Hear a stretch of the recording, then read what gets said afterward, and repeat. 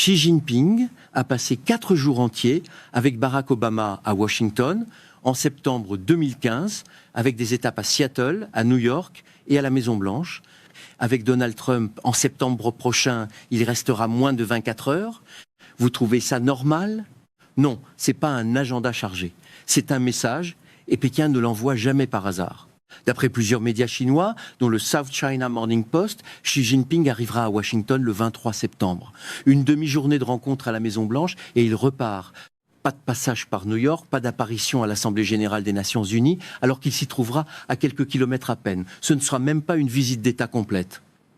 Ce sera un aller-retour. Alors laissez-moi vous dire ce qu'on va faire ensemble dans cette vidéo. D'abord, on regarde ce que cette visite éclair révèle sur l'état réel des rapports de force entre Washington et Pékin. Ensuite, on descend dans le mécanisme. Pourquoi Xi Jinping choisit précisément ce moment pour humilier son hôte ? Et enfin, on élargit parce que ce chiffre de 24 heures n'est que la partie visible d'un effondrement bien plus large, un effondrement que l'armée américaine elle-même documente, malgré elle, dans ses propres rapports internes. Voici votre première récompense, tout de suite. C'est pas juste Xi Jinping qui snobe Trump. C'est la Chine qui a cessé, en interne, de considérer les États-Unis comme un partenaire fiable. Et ça change absolument tout ce qui va suivre. On pourrait croire, à première vue, que Xi Jinping a simplement un emploi du temps chargé, que la Chine gère plein d'engagements diplomatiques et que 12 ou 24 heures suffisent largement pour discuter des sujets qui comptent vraiment. C'est raisonnable, non ? Sauf que non. D'après le South China Morning Post, qui cite des sources chinoises directement impliquées dans la préparation du sommet, Pékin se dit littéralement excédé par le chaos qui règne à la Maison-Blanche à moins de 6 semaines de la visite. Les mêmes sources parlent d'une administration américaine incapable de fournir un minimum de coordination, incapable de fixer des points concrets à mettre sur la table. Le mot utilisé, dans leurs propres termes rapportés par le journal, c'est littéralement l'absence de planification et de coordination. Et certaines de ces sources vont plus loin, elles évoquent la possibilité que Xi Jinping annule purement et simplement le déplacement si Washington continue de montrer qu'il est incapable d'organiser quoi que ce soit. Regardez bien ça. C'est pas un adversaire politique américain qui dit ça de Trump. C'est le gouvernement chinois en privé à des journalistes de Hong Kong à propos de la première visite d'État de Xi Jinping aux États-Unis depuis 2006. Et voilà où le tableau change encore. Le même rapport du South China Morning Post évoque autre chose en passant presque comme un détail technique. Le secrétaire à la défense américain, Pete Hegseth, serait selon leurs sources sur le point de perdre son poste. La raison invoquée par ces sources chinoises anonymes, l'impasse totale des négociations autour de l'Iran, qu'elle qualifie d'humiliante pour les États-Unis, ce n'est pour l'instant qu'une allégation rapportée par des sources anonymes côté chinois, pas un fait confirmé côté américain, mais le simple fait que ce genre de spéculation circule ouvertement dans l'appareil diplomatique chinois, à quelques semaines d'un sommet, en dit long sur la manière dont Pékin perçoit la solidité de l'équipe en face. Il y a une raison à ça. Mais cette raison-là, elle est encore plus profonde qu'un simple problème de personnel. Le même rapport documente un troisième glissement, plus silencieux, mais plus lourd de conséquences à long terme. La coopération scientifique et climatique entre Washington et Pékin s'est essentiellement arrêtée sous cette administration. Résultat, la Chine réoriente ses partenariats de recherche vers Singapour et la Corée du Sud. Les États-Unis, en clair, ne sont plus perçus dans les cercles scientifiques chinois comme l'endroit où se fait la recherche de pointe. Comme dirait n'importe qui devant ce genre de glissement, c'est vraiment triste, mais ce n'est pas un accident. Bon, à ce stade, on pourrait se dire que c'est réglé, que c'est juste une question de calendrier diplomatique un peu tendu, comme il y en a régulièrement, entre grandes puissances. C'est presque rassurant de le voir comme ça, non ? Sauf que non. Parce que le jour même où cette demi-journée de visite a été confirmée, Xi Jinping prononçait un discours public qui donne tout son sens au timing choisi. Voici ce que Xi Jinping a déclaré, mot pour mot, dans une allocution majeure. Le développement de la Chine apportera la prospérité pour tous à travers le progrès commun de toutes ces régions et de la nation chinoise sur la base de l'achèvement de la réunification de la mère patrie. Traduction en clair, la réintégration de Taïwan, un pays souverain dans le giron chinois, présenté comme une évidence historique, pas comme une question ouverte. Et il a ajouté, dans la même allocution, les perspectives du grand renouveau de la nation chinoise sont radieuses et le rêve que des générations de Chinois se sont consacrés devient progressivement réalité. Après avoir enduré d'innombrables épreuves, nous avons enfin atteint ce moment magnifique. C'est pas un discours technique sur le commerce, c'est un discours de puissance montante qui s'adresse en creux directement à Donald Trump. C'est là que le tableau change vraiment, parce que ce discours de Xi Jinping n'est pas qu'un exercice de communication interne. C'est un message calculé qui rappelle un précédent précis. Lors de la visite Trump à Pékin, quelques mois plus tôt, Xi Jinping avait déjà évoqué directement, en tête, à tête, ce qu'on appelle le piège de Thucydide. Petite précision utile ici, parce que le terme mérite d'être décortiqué avant d'être balancé comme ça. L'idée vient d'un historien grec de l'Antiquité qui observait qu'une puissance montante et une puissance déclinante finissent presque toujours, historiquement, par entrer en collision parce que la première veut sa place et que la seconde refuse de la céder. Xi Jinping utilise cette référence depuis des années dans ses échanges avec des dirigeants et des chefs d'entreprise américains pour faire passer un message très simple, sans jamais le dire aussi crûment. La Chine monte, les États-Unis déclinent et la seule question qui reste, c'est de savoir si Washington acceptera cette réalité sans y aller par la manière violente. Le Premier ministre canadien Mark Carney a lui-même raconté dans une intervention publique à l'Economic Club de New York avoir directement évoqué ce piège de Thucydide avec Xi Jinping en personne quelques années plus tôt dans une réunion avec des dirigeants d'entreprises américaines. Xi Jinping lui avait alors répondu que la sortie de ce piège passait par la coopération sur des enjeux d'intérêt commun, en particulier le climat et l'énergie propre. Autrement dit, dans la version chinoise du récit, ce n'est pas la Chine qui refuse de coopérer. C'est Washington qui a fermé la porte sur le climat comme sur la recherche scientifique, exactement le glissement documenté un peu plus tôt dans cette vidéo. Et il n'y a pas que le Canada qui observe ce basculement de perception. Le Premier ministre pakistanais Shehbaz Sharif, principal médiateur théorique entre l'Iran et les États-Unis, même si ces médiations n'ont abouti à rien de concret jusqu'ici, a publiquement salué Xi Jinping en ces termes. Sous sa direction, la Chine aurait sorti 800 millions de personnes de la pauvreté et serait aujourd'hui, sur le plan militaire, à égalité avec la nation la plus puissante du monde. Ce n'est pas un chiffre neutre ni anodin, venant d'un chef de gouvernement allié historique des États-Unis. Et pendant qu'on y est, le Pakistan, l'Arabie Saoudite et la Turquie viennent de signer ce qu'on appelle le pacte de la Mecque, un rapprochement sécuritaire régional qui se construit, lui aussi avec l'appui discret de Pékin. C'est pas juste un sommet raté à Washington, c'est un glissement d'alliance qui se joue en parallèle sur plusieurs continents à la fois. L'argument le plus solide de l'autre côté, celui qu'on entend le plus souvent défendre cette administration, c'est que la pression tarifaire et les sanctions américaines contre les banques chinoises accusées de financer le pétrole iranien sanctionné montrent au contraire une Amérique qui frappe fort, pas une Amérique faible. Et il faut lui reconnaître une vraie cohérence. Les exportations pétrolières américaines ont effectivement atteint des niveaux records. Plus de 5 millions de barils par jour à l'export, selon les chiffres cités par les médias proches de l'administration elle-même. Et le contrôle du détroit d'Ormuz a bel et bien perturbé l'accès chinois au pétrole iranien à prix cassé. Ce n'est pas rien. Et un commentateur honnête doit le reconnaître avant de continuer. Sauf que cette démonstration de force économique coexiste au même moment avec un vide militaire régional béant que Pékin exploite ouvertement et sans complexe.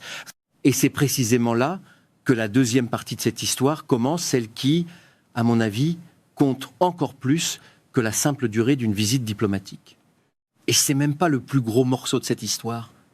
Parce que pendant que Xi Jinping calibre sa demi-journée de visite au symbole près, l'appareil militaire américain, lui, s'effondre dans un silence presque total.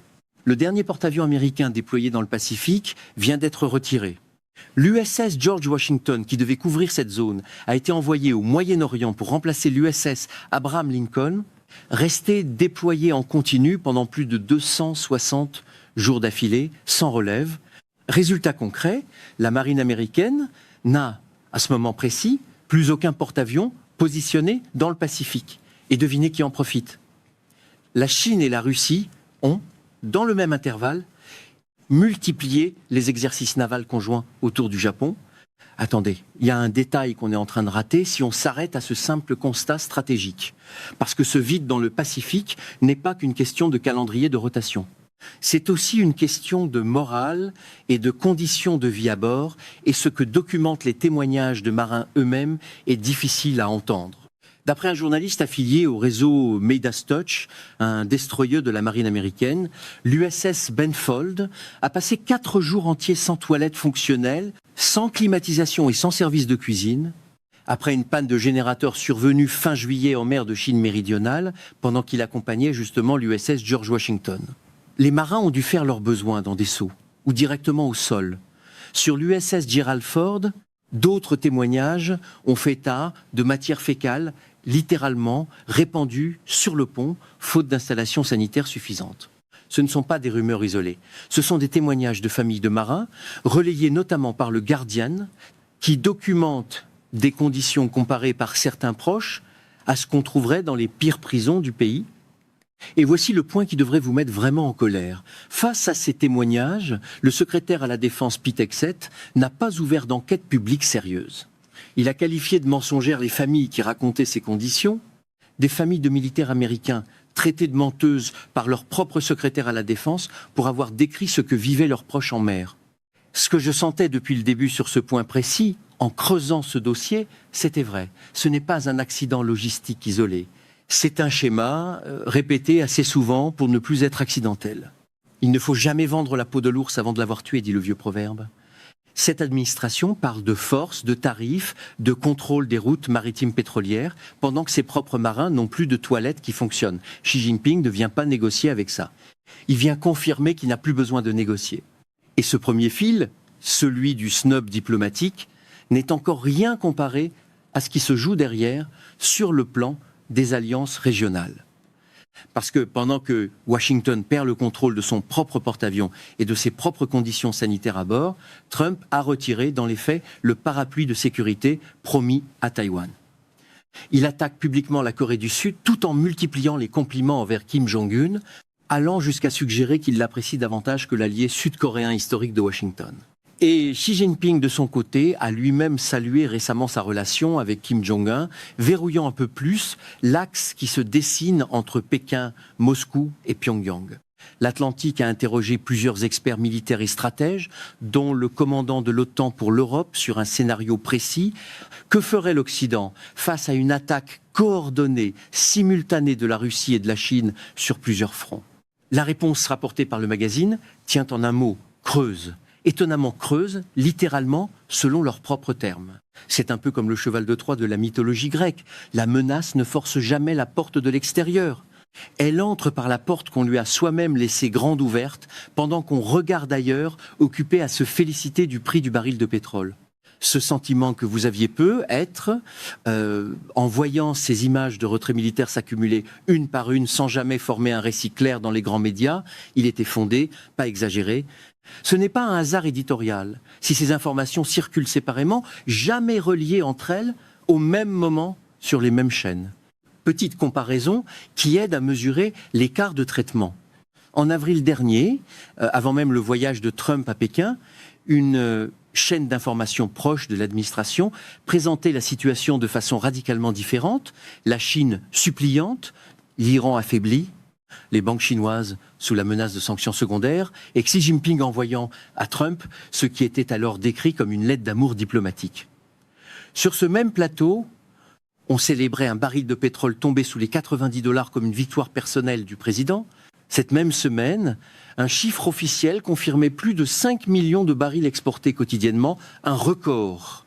Regardez la différence quelques mois plus tard à peine.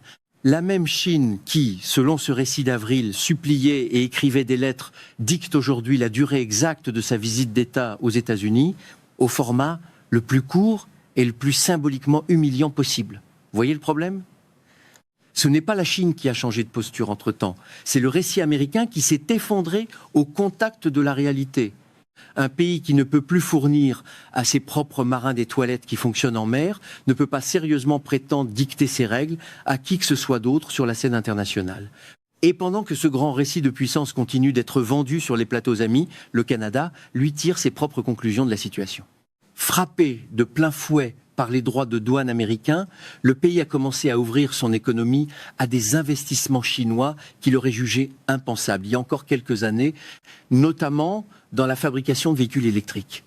Des décennies de méfiance mutuelle entre Ottawa et Pékin sont en train de céder la place à une reconstruction prudente de la confiance, précisément parce que la politique commerciale de Washington laisse un vide économique que quelqu'un d'autre vient combler. Revenons à la question du départ. 4 jours à Washington pour Obama en 2015, moins de 24 heures pour Trump cet automne. Ce qui ressemblait au premier regard à un simple choix de calendrier diplomatique s'est révélé être la partie émergée d'un basculement bien plus large. Un porte-avions retiré du Pacifique, des marins qui vivent dans des conditions décrites comme pires que certaines prisons, un secrétaire à la défense qui traite leur famille de menteuse, un allié taïwanais abandonné, un partenaire sud-coréen humilié en public et un axe Chine-Russie-Corée du Nord qui se resserre pendant que Washington regarde ailleurs. C'est pas un accident diplomatique isolé, c'est un schéma répété assez souvent pour ne plus être accidentel. Ce qui devrait nous inquiéter, franchement, c'est pas seulement la durée d'une visite d'État. Et rien ne dit que ça s'arrête là. Le sommet du 23 septembre n'est pas une conclusion, c'est un point de passage dans un rapport de force qui continue de se redessiner sous nos yeux à une vitesse que la couverture médiatique classique peine visiblement à suivre. Pendant ce temps, ce sont les marins américains eux-mêmes et leurs familles traitées de menteuses, qui paient la note concrète de ce vide stratégique, pendant qu'on nous vend, en haut lieu, un récit de force qui ne correspond plus à rien sur le terrain. Je vous promets une chose, dès que la date du 23 septembre approchera, et que d'autres détails sur ce sommet tomberont, vous le saurez ici en premier, avec le même niveau de sourcing.